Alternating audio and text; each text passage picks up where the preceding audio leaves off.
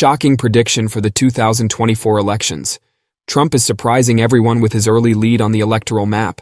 Is the country about to experience an unprecedented event? Before we begin, make sure to like and subscribe. It's free. Now let's get into it. Election night is less than a week away, and today I will offer my latest predictions for each state as their polls close on November 5th, breaking it down hour by hour. Starting at 7 p.m. Eastern Time, polls will close in 6 states. We begin with Indiana and Kentucky, which are safe states for former President Trump. He won Indiana by 16 points in 2020 and Kentucky by 25.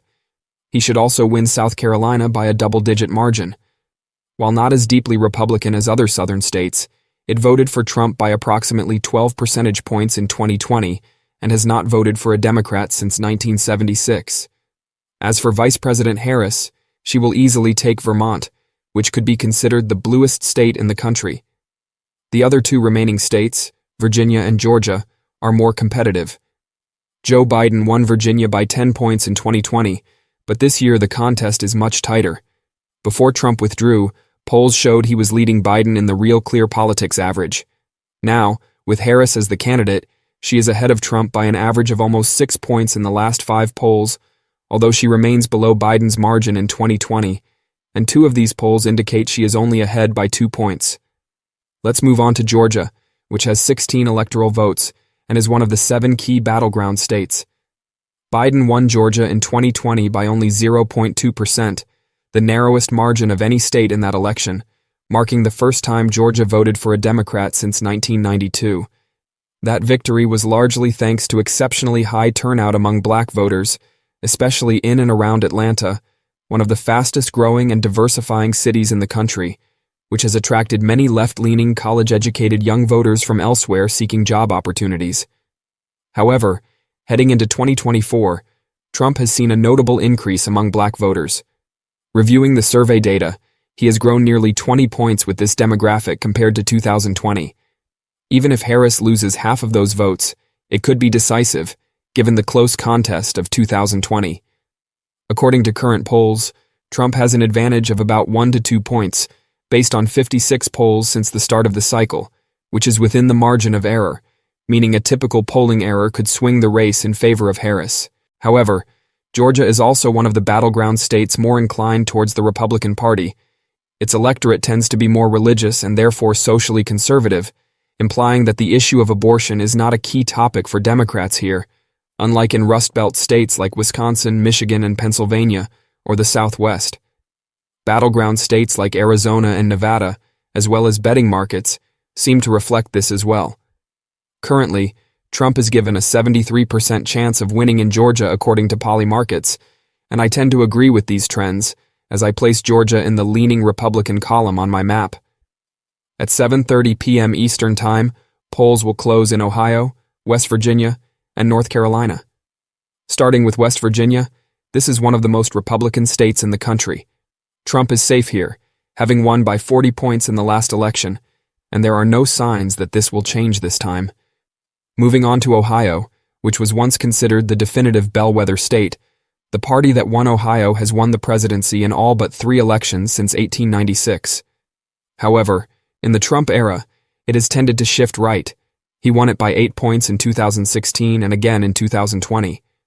That said, there is some evidence suggesting that the Democrats' loss of support in Ohio could stop here in 2024, as Trump only leads Harris by 6.1 points in the average polls. There is a limit to the gains Republicans can make here and in the Appalachian region. Trump should still carry Ohio by a comfortable margin, but I wouldn't be surprised if it tilts left compared to the nation as a whole. As for North Carolina, our second key state, despite its routinely competitive nature, Democrats have not won a federal election here since 2008. Republicans have won the last 8 presidential and Senate elections, all by margins of less than 6 points. Trump won North Carolina in 2020 by just over a point, and the current average from Decision Desk HQ shows him leading by the exact same margin. There have been 61 polls conducted and published in the state since May, with Trump at 48.8% versus Harris's 47.5%.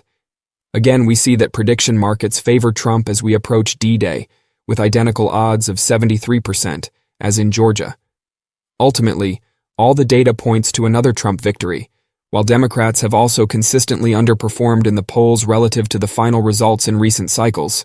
Until I see a fundamental change in this, I will continue to give Republicans the benefit of the doubt here, joining Georgia in the leaning Republican column. So after these two poll closures, Trump positions himself with an early electoral advantage of 81 votes compared to Harris's 16.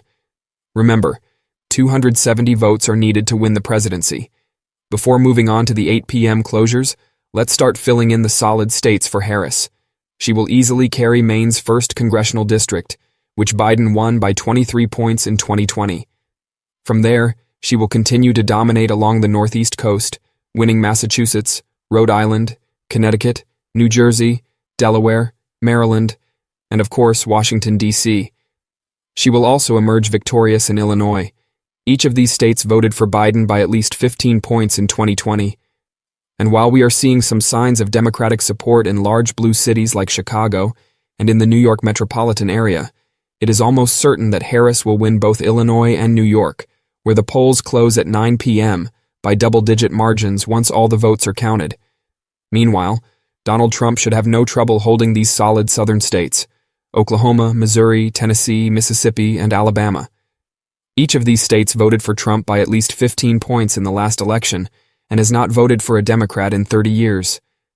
Now let's move on to the more competitive races at this hour, starting with Florida. There is a strong possibility that the Sunshine State could be called in favor of Trump as soon as the polls close at 8 p.m. This is largely because most counties in Florida close their polls an hour earlier, at 7 p.m., while only the Panhandle area votes until 8 p.m. Additionally, the vast majority of Floridians cast their votes before Election Day, either by mail or during early in-person voting. Therefore, it is likely that nearly 80% of the votes will have already been counted before 8 p.m. With Trump projected to win Florida by a wider margin than any other presidential candidate in recent times, it may be one of the first major states announced on election night.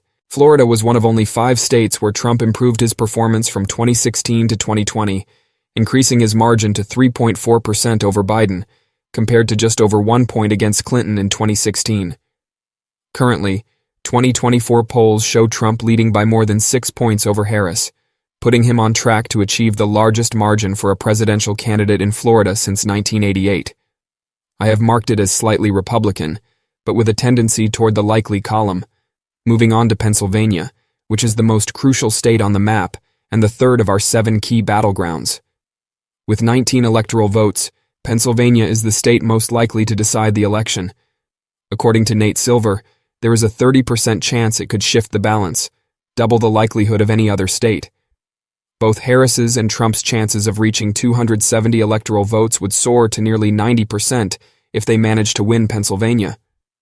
Trump won this key state in 2016 by 0.7%, but Biden reclaimed it for the Democrats in 2020, winning by just over 1 point. Now, 2024 polls suggest another very tight race. Trump currently leads by 0.4%, according to 89 polls, although the situation is quite fluid. Harris had previously led the average during August and September. For now, I have Pennsylvania as a toss-up while I wait to see how early voting trends develop in the coming days. The current division closely mirrors 2020, so we cannot draw significant conclusions from it. If I had to lean the race in any direction, I would probably give Trump a slight edge of 51 to 49, but I will wait until my final prediction just before the election to make it definitive. I believe that Harris will have difficulty replicating the unique appeal that Biden had in this broad region of the Rust Belt, especially with older white working-class voters. Additionally, it is hard to ignore the demographic trends. This part of the country is moving to the right. For example, Pennsylvania voted nearly 6 points to the right of the nation in 2020, marking the second consecutive election in which it leaned more toward Republicans than the country as a whole. Before that, it hadn't happened since 1948. In contrast, New Hampshire and Maine are much more favorable to Democratic candidates, aligning more with the rest of the deep blue region of the Northeast, although they tend to be more competitive. New Hampshire voted for Biden by 7 points in 2020, and he won Maine by 9. It would take a very favorable environment for Trump to win any of these states, and both are likely leaning toward Harris at this point, who has about an 80% chance or better in both, according to Polymarket. This leaves us with the competitive congressional districts in Maine and Nebraska. Maine's 2nd district is extremely rural and one of the oldest and whitest districts in the country. Trump won by 7 points in 2020 and should back it again by a comfortable margin, likely making it Republican. Nebraska's 2nd district, on the other hand, is almost the opposite. It is almost entirely urban, covering the city of Omaha, and Biden won it by 6.5 points in 2020. It is likely to lean even further to the left in 2024 and trend toward Harris on the electoral map. Continuing with the next poll closing at 8:30 p.m., the polls will close in just one state, Arkansas. This is a solidly Republican state, as it voted for Trump by a 27-point margin in 2020. Our next important poll will close at 9 p.m., representing the 2nd largest block of electoral votes for the Republicans, totaling 162. I call it the Battleground Center, as this is when polls close in key states like Arizona, New Mexico, Texas, Colorado, Iowa, Minnesota, Wisconsin, and Michigan, as well as New York and some less competitive states in the heartland. First, let's mark the safe states for the Republicans. Trump will easily win North and South Dakota, Wyoming, all of Nebraska, as well as his 1st and 3rd congressional districts, Kansas and Louisiana. As for Iowa, it is close to being a safe state for Republicans, much like Ohio. It voted for Barack Obama in 2008 and 2012, but then leaned heavily toward Trump, who won it by 8 to 9 points in 2016 and 2020. We haven't yet seen a Trump-Harris poll here, so I will classify it as a safe state for Republicans until I see evidence to the contrary. On the other hand, Kamala Harris is almost certain to win in New York, which has 28 electoral votes. This state has shown a clear trend to the right in recent cycles and is expected to lean toward Trump again in 2024. Still, Harris has a solid lead in the polls, currently at 8.3% according to 9 surveys. Democrats have won New York by at least 10 points in every election since 1988, and that is expected to continue. Harris is also projected to win in Colorado by a comfortable margin, as it is the state that has moved most quickly to the left in the country, supporting Biden by 13 points in 2020, just 4 years after being considered a competitive battleground in 2016. If you're enjoying this video, don't forget to click like and subscribe for more similar content. Now let's refocus on the Midwest with the remaining 3 states in the crucial Blue Wall region, Minnesota, Wisconsin, and Michigan, along with Pennsylvania. These states voted for Democrats in every election cycle from 1992 to 2016, when Trump managed to break that streak, winning Michigan, Wisconsin, and Pennsylvania for the Republicans, while coming just 2 points shy of flipping Minnesota for Clinton. However, in 2020, Biden reclaimed Michigan by a margin of 2.8% and Wisconsin by a narrow 0.6%, expanding the Democratic margin in Minnesota to 7 points.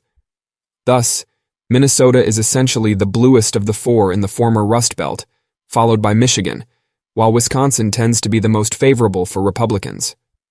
According to the latest average of polls in Minnesota, according to Real Clear Politics, Harris is leading by about 4 points, which is another underperformance compared to Biden's margin in 2020, but enough for it to still be considered blue on the electoral map. As for Michigan and Wisconsin, these are states that Harris needs to win. Without them, her path to 270 electoral votes becomes very complicated, especially if she loses Pennsylvania, not to mention North Carolina and Georgia. Currently, Trump leads by a margin almost identical to his last 2 victories in Wisconsin, at 0.7% according to 68 polls. In the trends chart, it can be observed that Harris had led by 2 to 3 points during August and September. For a time, it seemed to be her most solid battleground in terms of polls. However, that title now belongs to Michigan, where Harris has a very tight margin of just 0.2% based on 68 polls.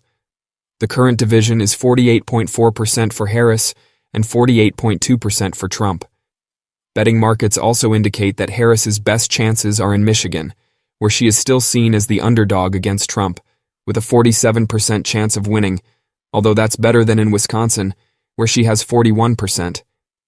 In my electoral map, I have classified Michigan as a slight blue lean for Harris. For those who have followed this channel throughout the cycle, I remain more optimistic about Harris in Michigan than the general opinion, while I am more pessimistic about Wisconsin. The Badger State has had the two largest polling errors that underestimated Trump in 2016 and 2020, as he was underestimated by nearly 7 points against Clinton. Wisconsin, the whitest and most rural state of the Rust Belt trio, has a demographic profile that favors Republicans even more than a state like Nebraska. If Trump performs well among white working-class voters, as he did in 2016, Wisconsin is likely to be a key battleground in this election. Currently, I consider it leaning towards him. Before moving southwest, a brief summary of the race to 270 votes. Trump leads with 204 electoral votes, while Harris has 158. Now we turn to Texas, the second largest prize in the contest, with 40 electoral votes, and which is slowly becoming a battleground. In 2020, Biden garnered a higher proportion of votes in Texas than any Democrat since Jimmy Carter in 1976.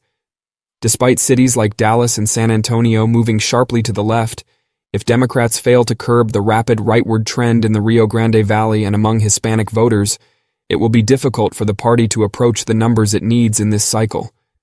In fact, the latest average of polls shows that Trump has an almost 8-point lead, representing an improvement of about 2.5 points from his previous margin. I have Texas leaning towards Republicans, but similar to Florida, it is trending towards being more competitive at this time. On a related note, New Mexico, being the most Hispanic state in the country, could become a swing state in the future, especially as the Hispanic population leans to the right. However, for now, it remains a blue state, following Biden's victory by 11 points in 2020, and current polls show her leading by almost 8 points. Closing at 9 a.m., Arizona was the second closest state in 2020, where Biden won by just 0.3%, with 49.4% to Trump's 49.1%. Just like in Georgia, Biden achieved his victory here thanks to growth and diversification in Phoenix, its largest population center. He became the first Democrat to win Maricopa County in over 80 years, driven by high turnout among minorities and college-educated voters. In 2024, Trump dominated the polls before Biden entered the race, and continues to lead Harris by about 2 points in the current average. It is noteworthy that Arizona is the only key state where Trump has maintained a consistent lead even after Biden's withdrawal. According to prediction markets, Trump has a 74% chance of winning Arizona, which is his best forecast compared to the other 7 key states, even better than in Georgia and North Carolina. In my electoral map, I classified Arizona as slightly leaning towards Trump, adding 11 votes to his total, bringing it to 255. Trump is only 15 votes away from the magic number, with 101 votes remaining. Moving to 10 o'clock on election night, polls will close in Montana, Utah, and Nevada. Trump is almost certain to win in Montana and Utah, while Nevada remains our last battleground, with 6 electoral votes. Although it does not carry the same weight as others, it is still competitive. Biden won Nevada in 2020 by 2.4%, matching Hillary Clinton's margin in 2016, even though the country overall leaned more towards blue between those elections. In fact, 2020 was the first time Nevada voted to the right of the nation since 2004. In 2022, Republicans won the governor's office and outperformed Democrats in the House of Representatives for the first time in decades. In 2024, Trump led Biden by 5.1 points in Nevada, a notable 9-point shift from 2016. Although Harris managed to reverse some of these losses and even led at one point, Trump now has a slight advantage in the polls. Nevada is focused on early voting, where Republicans lead Democrats by 5 points, with over 700,000 votes cast, representing more than half of the total turnout in 2020. This trend has led analysts to consider that the state leans towards Trump, who could secure 271 electoral votes, enough for a non-consecutive second term. In the penultimate poll lock, Trump is assured victory in Idaho, while Harris will win in the West Coast states, including California, which contributes 54 electoral votes. The final projections for the Electoral College indicate that Trump will obtain 278 votes and Harris 241, with Trump reclaiming key states like Nevada, Arizona, Georgia, and Wisconsin, while Harris maintains Michigan. The competition remains tight in these states, with both candidates potentially reaching over 300 electoral votes. If you've made it this far and enjoyed the video, don't forget to give it a like, subscribe to our channel, and turn on the notification bell to stay updated on future videos on YouTube. Additionally, if you have questions, feel free to leave them in the comments.